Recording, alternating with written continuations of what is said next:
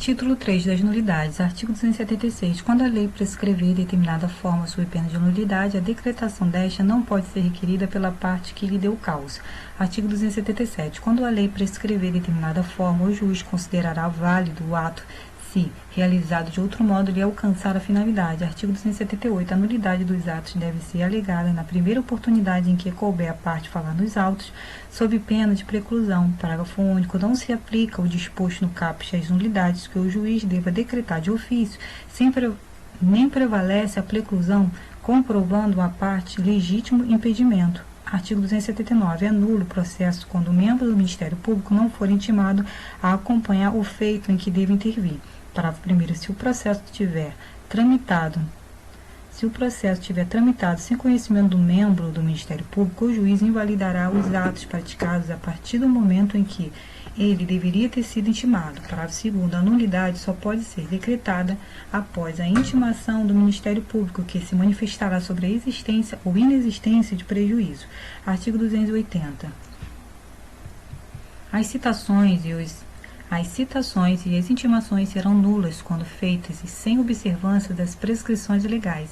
Artigo 281. Anulado o ato, consideram-se de nenhum efeito todos os subsequentes que dele dependam. Todavia, a nulidade de uma parte do ato não prejudica as outras que devam ser independentes. Artigo 282. Ao pronunciar a nulidade, o juiz declarará que atos são atingidos e ordenará as providências necessárias a fim de que sejam remetidos ou retificados. Parágrafo 1º.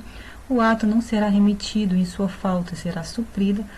O ato não será repetido, nem sua falta será suprida quando não prejudicar a parte. Parágrafo 2º. Quando puder decidir o mérito a favor da parte a quem aproveite a declaração da nulidade, o juiz não a pronunciará nem mandará repetir o ato ou suprir a falta. Artigo 283. O erro de forma do processo acarreta unicamente a anulação dos atos que não possam ser aproveitados, devendo ser praticados os que forem necessários a fim de se observarem as prescrições legais. Parágrafo único. Dar-se-á o aproveitamento dos atos praticados desde que não resulte prejuízo à defesa de qualquer parte.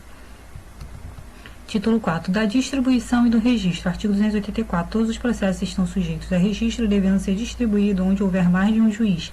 Artigo 285. A distribuição, que poderá ser eletrônica, será alternada e aleatória, obedecendo-se rigorosa igualdade. Parágrafo único. A lista de distribuição deverá ser publicada no Diário de Justiça. Artigo 286. Serão distribuídas por dependência as causas de qualquer natureza, inciso 1, quando se relacionarem por conexão ou continência com outra já ajuizada.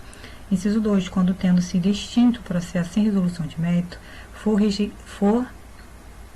reiterado o pedido, ainda que o litisconsórcio com outros autores ou que sejam parcialmente alterados os réus da demanda. Inciso 3. Quando houver ajuizamento de ações nos termos do artigo 55, parágrafo 3º, ao juízo prevento. Parágrafo único. Havendo intervenção de terceiro, reconvenção ou outra hipótese de ampliação objetiva do processo, o juiz de ofício mandará proceder à respectiva anotação pelo distribuidor. Artigo 277. A petição inicial deve vir acompanhada de procuração, que conterá os endereços do advogado eletrônico e não eletrônico. Parágrafo único. Dispensa-se a juntada da procuração, inciso 1, nos casos previstos no artigo 104. Inciso 2, se a parte estiver representada pela Defensoria Pública. Inciso 3, se a representação decorrer diretamente de normas previstas na Constituição Federal ou em lei. Artigo 238. O juiz de ofício, a requerimento do interessado, corrigirá o erro ou compensará a falta de distribuição. Artigo 289. A distribuição poderá ser fiscalizada pela parte por seu procurador, pelo Ministério Público e pela Defensoria Pública. Artigo 290. Será cancelada a distribuição do feito se a parte intimada na pessoa de seu advogado não realizar o pagamento das custas e despesas de ingresso em 15 dias. Título 5. Do valor da causa. Artigo 291. A toda causa será atribuído o valor certo, ainda que não tenha conteúdo econômico imediatamente aferível. Artigo 292. O valor da causa constará da petição inicial ou da reconvenção e será, inciso 1, na ação de cobrança de dívida, a soma monetariamente corrigida do principal, dos juros de mora vencidos e de outras penalidades, se houver, até a data de propositura da ação. Inciso 2. Na ação que tiver por objeto a existência, a validade, o cumprimento, a modificação, a resolução, a resilição ou a rescisão de ato jurídico, o valor do ato ou de sua parte controvertida.